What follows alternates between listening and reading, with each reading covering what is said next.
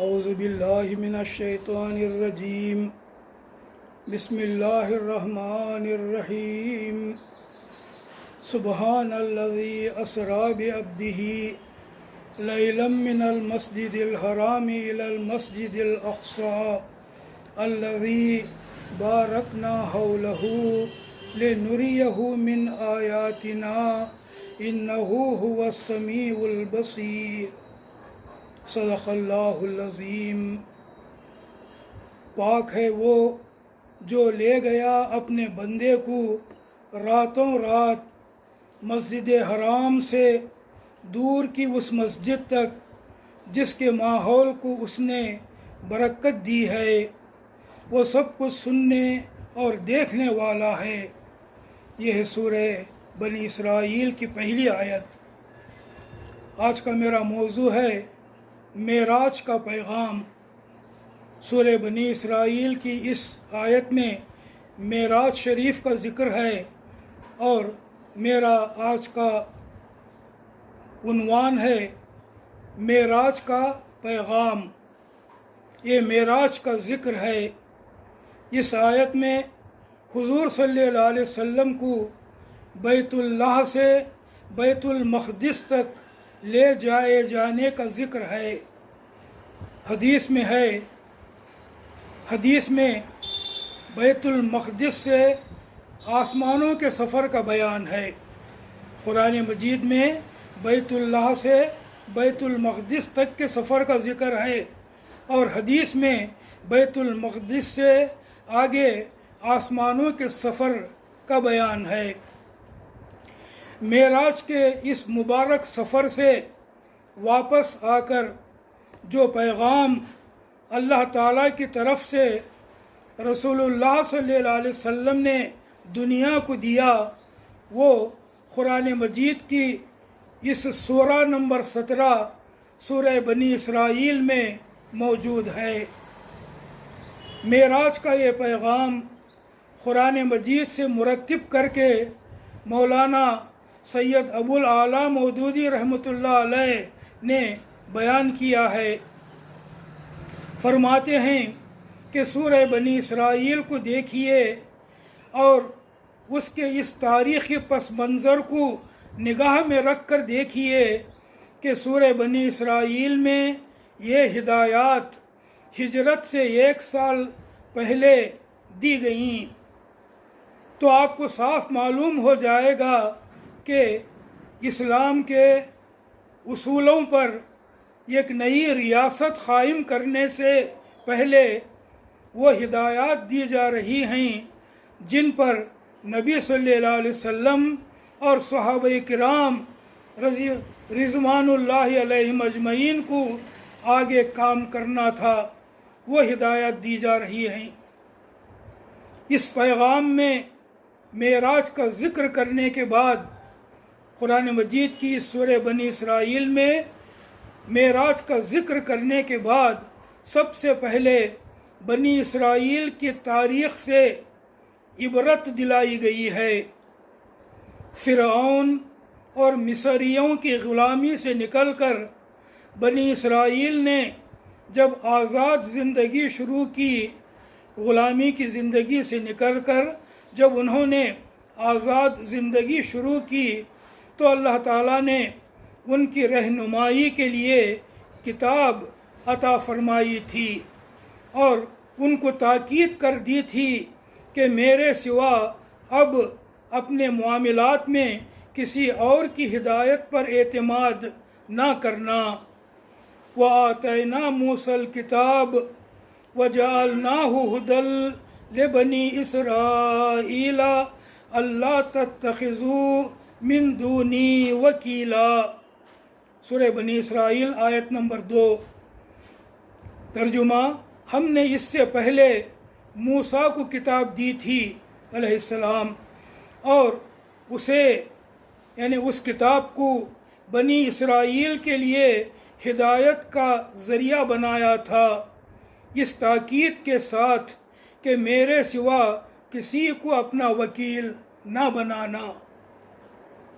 مگر بنی اسرائیل نے خدا کی اس نعمت کی ناشکری کی اور زمین میں فساد کرنے والے اور سرکش بن کر رہے۔ نتیجہ یہ ہوا کہ خدا نے ایک مرتبہ ان کو بابل والوں سے برباد کرایا اور دوسری مرتبہ رومیوں کو ان پر مسلط کر دیا۔ وَخَزَيْنَا إِلَىٰ بَنِي إِسْرَائِيلَ فِي الْكِتَابِ لَتُفْسِدُنَّ فِي الْأَرْضِ مَرَّتَيْنِ وَلَتَعْلُنَّ عُلُوًّا كَبِيرًا۔ پھر ہم نے اپنی کتاب میں بنی اسرائیل کو اس بات پر بھی متنبہ کیا کہ تم 2 مرتبہ زمین میں فساد برپا کرو گے اور بڑی سرکشی دکھاؤ گے۔ آیت نمبر 2۔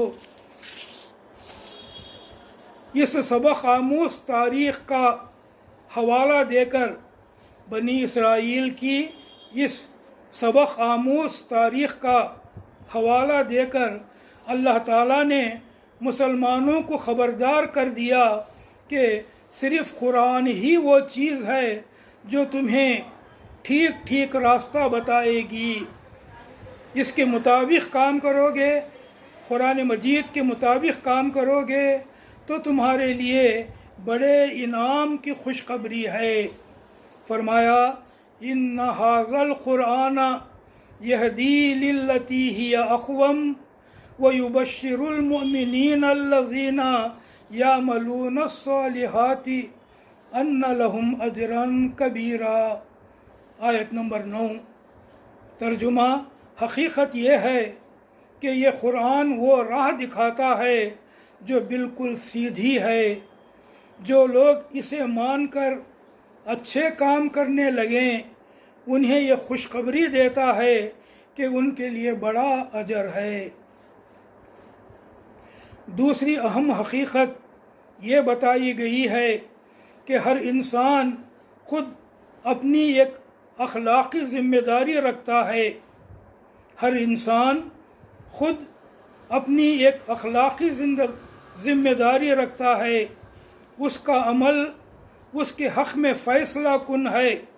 ہر انسان کا اپنا عمل اس کے حق میں فیصلہ کن ہے۔ سیدھا چلے گا تو آپ اپنا بھلا کرے گا، غلط راہ پر چلے گا تو خود ہی نقصان اٹھائے گا۔ من اہتدی فإنما یہتدی لنفسہ ومن ضل فإنما یضل علیہا۔ آیت نمبر 15۔ ترجمہ: جو کوئی سیدھا راستہ اختیار کرے وہ اس کے اپنے ہی لیے اچھا ہے، اور جو گمراہ ہو اس کی گمراہی کا وبال اسی پر ہے۔ تیسری بات جو بتائی گئی ہے وہ یہ ہے کہ سماج کو جو چیز تباہ کرتی ہے، ایک معاشرے کو، ایک سماج کو جو چیز تباہ کرتی ہے وہ اس کے بڑے لوگوں کا بگاڑ ہے۔ بڑوں کا بگاڑ سماج کو تباہ کرتا ہے۔ اس کے مالدار اور لیڈر لوگ گناہ اور برے کام کرنے لگتے ہیں، ظلم و ستم، بدکاریاں اور شرارتیں کرنے لگتے ہیں تو پوری قوم تباہ ہونے لگتی ہے۔ اس لیے لوگ اپنا بڑا اور لیڈر برے لوگوں کو نہ بنائیں۔ وَإِذَا أَرَدْنَا أَن نُهْلِكَ قَرْيَةً أَمَرْنَا مُتْرَفِيهَا فَفَسَقُوا فِيهَا فَحَقَّ عَلَيْهِ الْقَوْلُ فَدَمَّرْنَاهَا تَدْمِيرًا۔ جب ہم کسی بستی کو ہلاک کرنے کا ارادہ کرتے ہیں تو اس کے خوشحال لوگوں کو حکم دیتے ہیں اور وہ اس میں نافرمانیاں کرنے لگتے ہیں، تب عذاب کا فیصلہ اس بستی پر ہو جاتا ہے اور ہم اس بستی کو برباد کر کے رکھ دیتے ہیں۔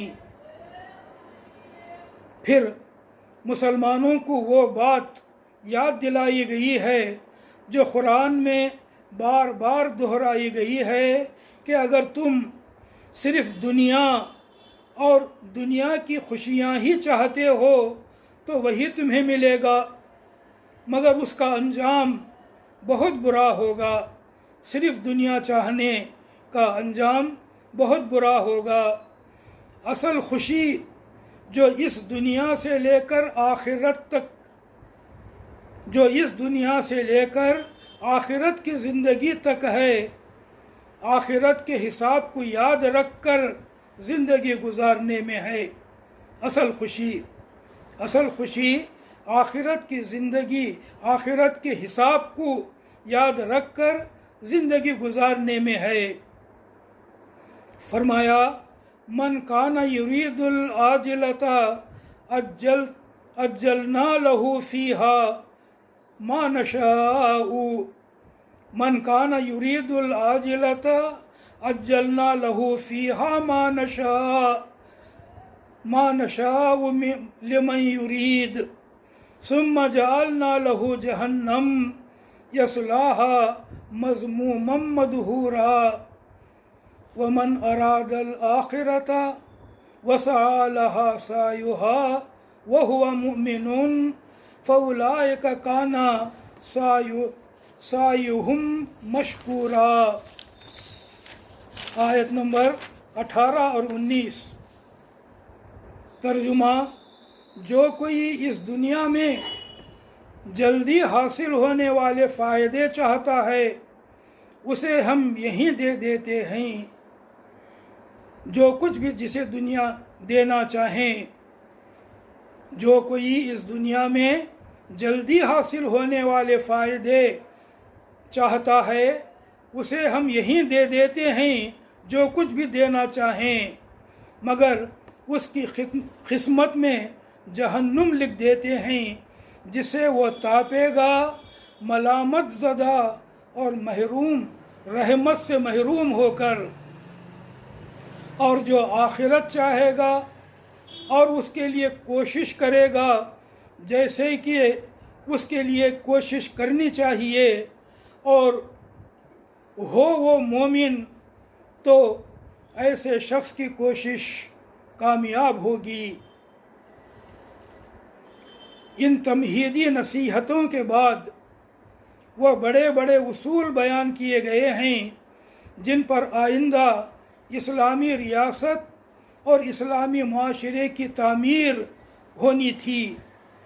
یہ 14 اصول ہیں جو یہاں سورہ بنی اسرائیل میں بیان کیے گئے ہیں، اور ہم اسی ترتیب سے پیش کرتے ہیں جس طرح وہ معراج کے اس پیغام میں سورہ بنی اسرائیل میں بیان کیے گئے ہیں۔ نمبر 1، ایک اللہ کے سوا کسی کی خدائی نہ مانی جائے، صرف وہی تمہارا معبود ہو، اسی کی تم بندگی و اطاعت کرو، اسی کا حکم مانو، ورنہ تمہیں وہ برکتیں نہ ملیں گی جو صرف خدا کی طرف سے ملتی ہیں۔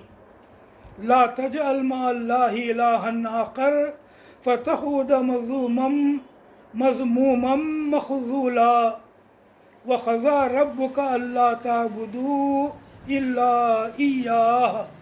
آیات 21-22۔ تو اللہ کے ساتھ دوسرا معبود نہ بنا، ورنہ ملامت زدہ اور بے یار و مددگار بیٹھا رہ جائے گا۔ تیرے رب نے فیصلہ کر دیا ہے کہ تم لوگ کسی کی عبادت نہ کرو مگر صرف اس کی۔ یہ پہلا اصول ہے جو بیان کیا گیا ہے۔ دوسرا، انسانوں کے حقوق میں نمبر 1 میں اللہ کا حق بیان کیا گیا ہے کہ اللہ ہی کا یہ حق ہے کہ انسان صرف اللہ ہی کی عبادت کرے، کسی اور کی عبادت نہ کرے۔ اس کے بعد بندوں کے حقوق میں سب سے اہم اور سب سے پہلا حق والدین کا حق ہے، ماں باپ کا حق ہے۔ اولاد کو والدین کا فرما بردار، خدمت کرنے والا اور ان کا ادب کرنے والا ہونا چاہیے۔ ان سے نیک سلوک کرے، ان کا احترام اور عزت کرے، اور بڑھاپے میں ان کی ویسی ہی دیکھ بھال کرے جیسے بچپن میں وہ اس کی کر چکے ہیں۔ فرمایا وَبِالْوَالِدَيْنِ إِحْسَانًا إِمَّا يَبْلُغَنَّ عِندَكَ الْكِبَرَ أَحَدُهُمَا أَوْ كِلَاهُمَا فَلَا تَقُل لَّهُمَا أُفٍّ وَلَا تَنْهَرْهُمَا وَقُل لَّهُمَا قَوْلًا كَرِيمًا وَاخْفِضْ لَهُمَا جَنَاحَ الذُّلِّ مِنَ الرَّحْمَةِ وَقُل رَّبِّ ارْحَمْهُمَا كَمَا رَبَّيَانِي صَغِيرًا۔ آیات نمبر 23 اور 24۔ ترجمہ: والدین کے ساتھ نیک سلوک کرو، اگر تمہارے پاس ان میں سے کوئی ایک یا دونوں بوڑھے ہو کر رہیں تو انہیں اف نہ کہو، نہ انہیں جھڑک کر جواب دو، بلکہ ان سے احترام کے ساتھ بات کرو، عزت کے ساتھ بات کرو، اور نرمی اور رحم کے ساتھ ان کے سامنے جھک کر رہو، اور دعا کیا کرو کہ پروردگار ان پر رحم فرما جس طرح انہوں نے رحمت اور شفقت کے ساتھ مجھے بچپن میں پالا۔ یہ ہے دوسرا اصول۔ نمبر 3، سماج میں ہر کوئی ایک دوسرے کی مدد کرنے والا، ایک دوسرے سے ہمدردی کرنے والا، ایک دوسرے کا حق پہچان کر حق ادا کرنے والا ہو۔ ہر رشتہ دار اپنے دوسرے رشتہ دار کا مددگار ہو، محتاجوں کی مدد کرنے والا ہو، بستی میں مسافروں کی مہمان نوازی ہو۔ کوئی کسی کی مدد کرے تو یہ سمجھ کر کرے کہ وہ ان کا حق ادا کر رہا ہے، احسان نہیں کر رہا، اور اگر کسی کی مدد کرنے کے قابل نہ ہو تو معذرت کرے اور خدا سے فضل مانگے تاکہ وہ دوسروں کے کام آ سکے۔ فرمایا وَآتِ ذَا الْقُرْبَىٰ حَقَّهُ وَالْمِسْكِينَ وَابْنَ السَّبِيلِ۔ آیت 26۔ رشتہ دار کو اس کا حق دو اور مسکین اور مسافر کو اس کا حق۔ نمبر 4، لوگ اپنی دولت کو غلط طریقوں سے ضائع نہ کریں۔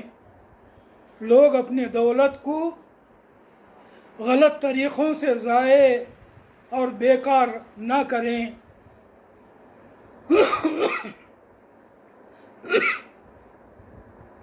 فخر اور دکھاوے کے خرچ، عیاشی اور گناہ کے کاموں میں خرچ کرنا اصل میں خدا کی ناشکری ہے۔ اس طرح غلط کاموں میں اپنی دولت خرچ کرنے والے شیطان کے بھائی ہیں۔ یہ ایک اچھے سماج کا فرض ہے، یہ ایک اچھے معاشرے کا فرض ہے کہ مال کے غلط خرچ کو اخلاقی تربیت اور قانونی پابندیوں کے ذریعے روک دیں۔ وَلَا تُبَذِّرْ تَبْذِيرًا إِنَّ الْمُبَذِّرِينَ كَانُوا إِخْوَانَ الشَّيَاطِينِ وَكَانَ الشَّيْطَانُ لِرَبِّهِ كَفُورًا۔ آیت 26-27۔ ترجمہ: فضول خرچی نہ کرو۔ فضول خرچ لوگ شیطان کے بھائی ہیں، اور شیطان اپنے رب کا ناشکرا ہے۔ نمبر 5، لوگ نہ تو بخیل بن کر دولت کی گردش کو روکیں اور نہ فضول خرچ بن کر اپنی معاشی طاقت کو ضائع کریں۔ سماج کے لوگوں میں ایسا توازن، ایسا بیلنس ہونا چاہیے کہ لوگ بجا خرچ سے باز بھی نہ رہیں اور بیجا خرچ کی خرابیوں میں بھی نہ پڑیں۔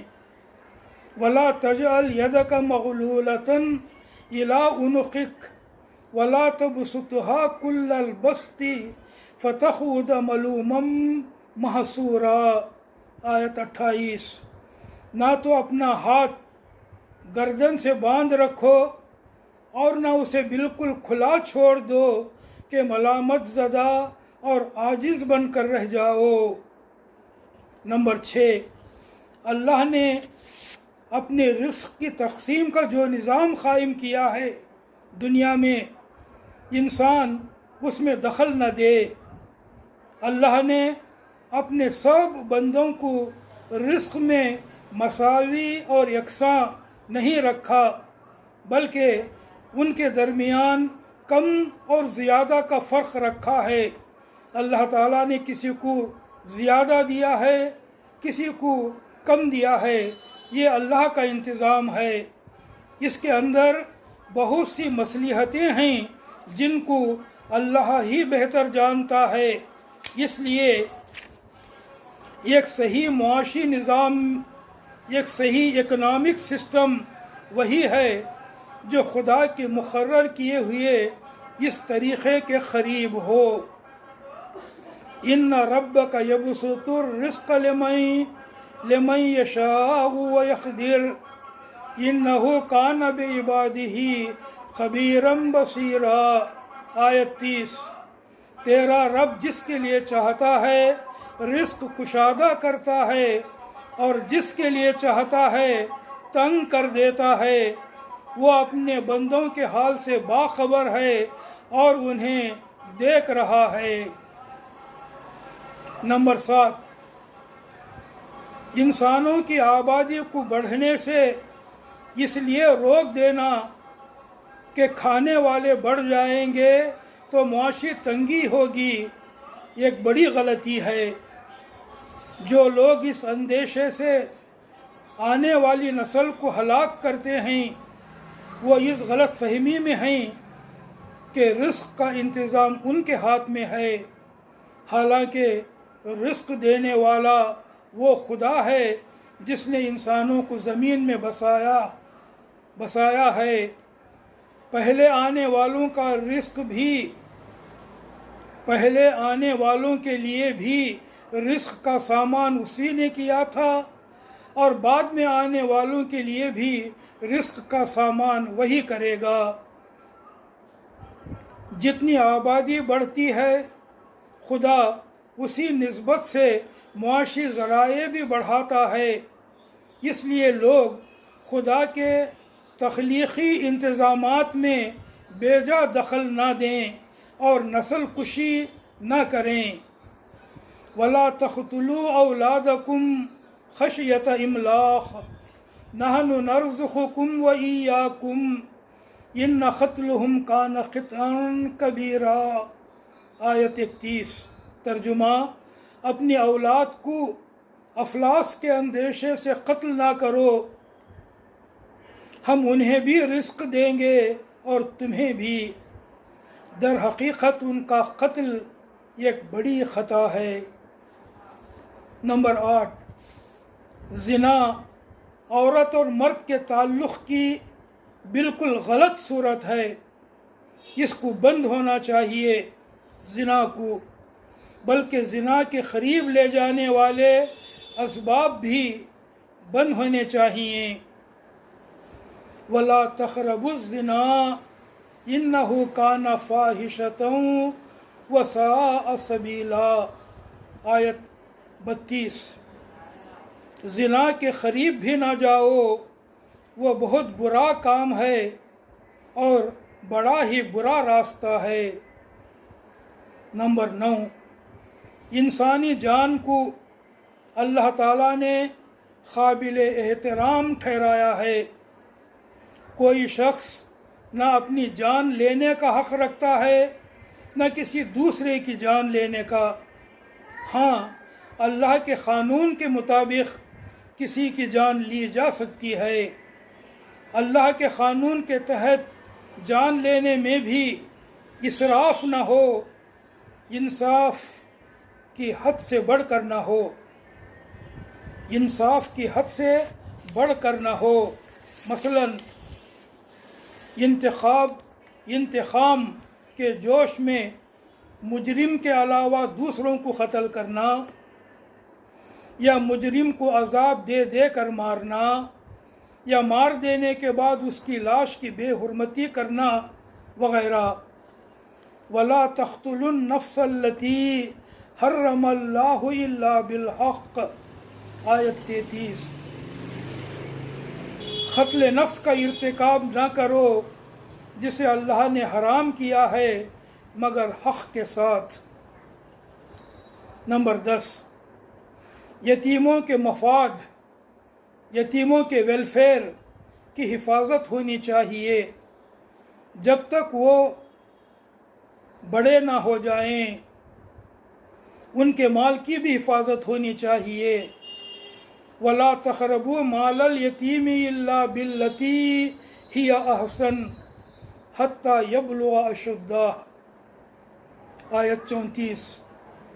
माल यतीम के पास ना फटको मगर अहसन तरीक़े से, यहाँ तक कि वो अपने शबाब को पहुँच जाए। नंबर 11, मुआहिदे पूरे करो, अग्रीमेंट्स जो भी किए हो पूरे करो।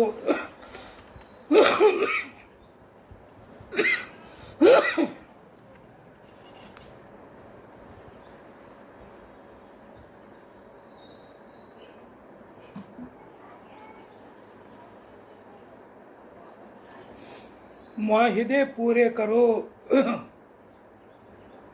मुआहिदे एक शख्स दूसरे से करे या एक कौम दूसरी कौम से, बहरहाल ईमानदारी से पूरे किए जाएं। मुआहिदों की खिलाफ वर्जी पर खुदा के यहाँ पूछ होगी। व औफू बिल अहद इन्नल अहद कान मसऊला, आयत 34। अहद की पाबंदी करो, बेशक अहद के बारे में तुमको जवाब देना होगा। नंबर 12, नाप तोल और लेन देन ठीक ठीक और सही तरीक़े से होना चाहिए। नाप तोल और लेन देन ठीक ठीक और सही तरीक़े से होना चाहिए। व औफुल कैला इज़ा किल्तुम वज़िनू बिल क़िस्तासिल मुस्तक़ीम ज़ालिका खैरुन व अहसनु तावीला, आयत 35। पैमाने से दो तो पूरा भर कर दो और तोलो तो ठीक तराजू से तोलो, ये अच्छा तरीक़ा है और इसका अंजाम भी बेहतर है।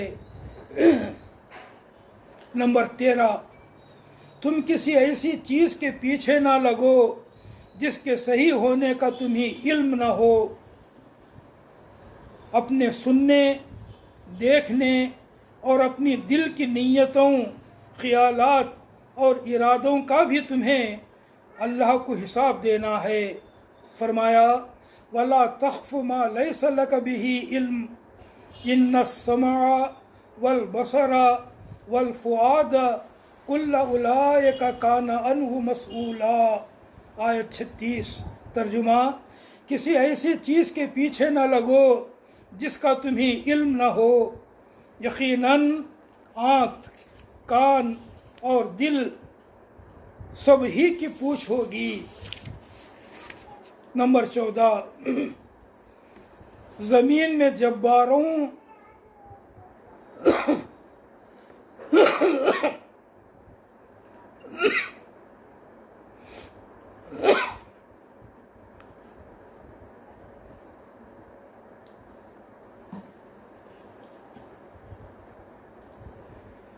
ज़मीन में जब्बारों और मुतकब्बिरों की चाल न चलो।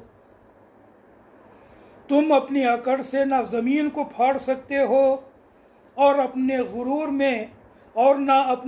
में पहाड़ों से ऊंचे हो सकते हो। वला तमशी फिल अर्ज़ि मरहा इन्नका लन तख़रिक़ल अर्ज़ वलन तबलुग़ल जिबाल तूला, आयत 37। तर्जुमा, ज़मीन में अकड़ कर ना चलो। तुम ना ज़मीन को फाड़ सकते हो نہ پہاڑوں کی بلندی کو پہنچ سکتے ہو۔ یہ وہ 14 اصول تھے جن پر نبی صلی اللہ علیہ وسلم نے مدینے پہنچ کر اسلامی سماج اور اسلامی ریاست کی تعمیر فرمائی۔ ذالک مما اوحی الیک ربک من الحکمہ ولا تجعل مع اللہ الہا آخر فتلقی فی جہنم ملوما مدحورا۔ آیت 29۔